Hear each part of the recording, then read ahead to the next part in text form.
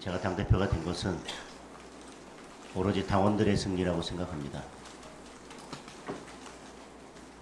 여러분도 아시겠지만 전당대회 기간 중에 제가 크게 캠프를 차린 것도 없습니다. 그리고 무슨 조직을 가동한 것도 없습니다. 그저 당원들의 마음이 어디에 있는지 읽으려고 노력했고, 당원들께 어떤 말씀을 드려야 할지 메시지에 집중하면서 이번 전당대회 기간을 지나왔습니다.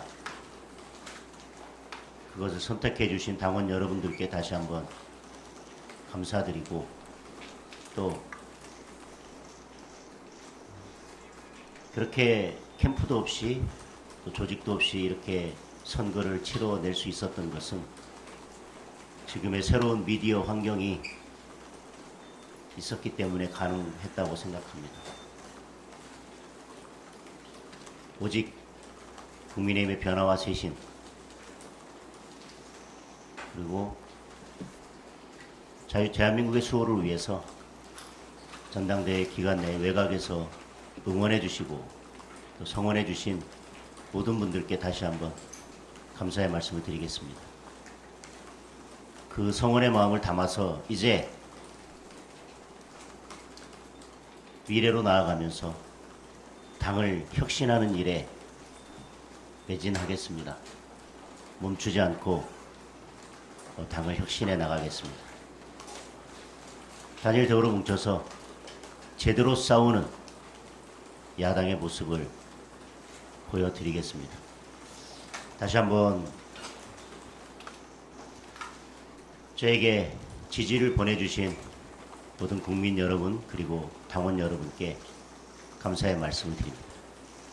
예, 지금부터 질의응답 시간 갖겠습니다. 손을 들어주시면 지명을 한 후에 소속과 언론사 성함을 말씀해 주시고 질문해 주시면 되겠습니다.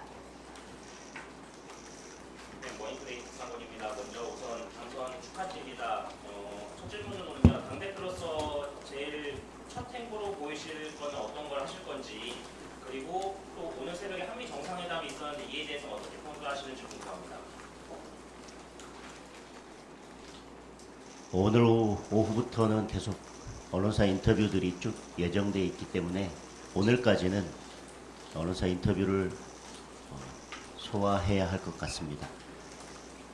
그리고 첫 행보로 어떤 일정을 할지에 대해서는 이제 우리 사무처 당직자들과 그리고 당의 다른 지도부에 계신 분들과 같이 상의를 해보도록 하겠습니다. 다음 질문 그리고 받겠습니다. 한미 정상회담에 대해서는 저는 처음부터 이재명 정부가 들어서면서부터 결국 이재명 정부의 잘못된 외교 노선, 그리고 그것을 극명하게 드러내주는 편중된 내각, 그것이 이재명 정부를 뛰어넘어서 대한민국의 위기가 될 거라는 말씀을 계속 드렸고, 지난번에 관세 협상에서도 마찬가지였고, 이번에 한미 정상회담 과정에서도 그렇고, 제가 말씀드렸던 그 우려가 계속 현실로 되고 있다고 생각합니다.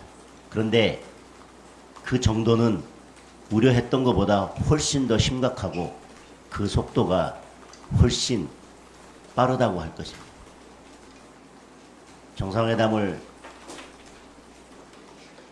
화면을 통해서 지켜보신 모든 국민들께서 느끼셨을 것입니다.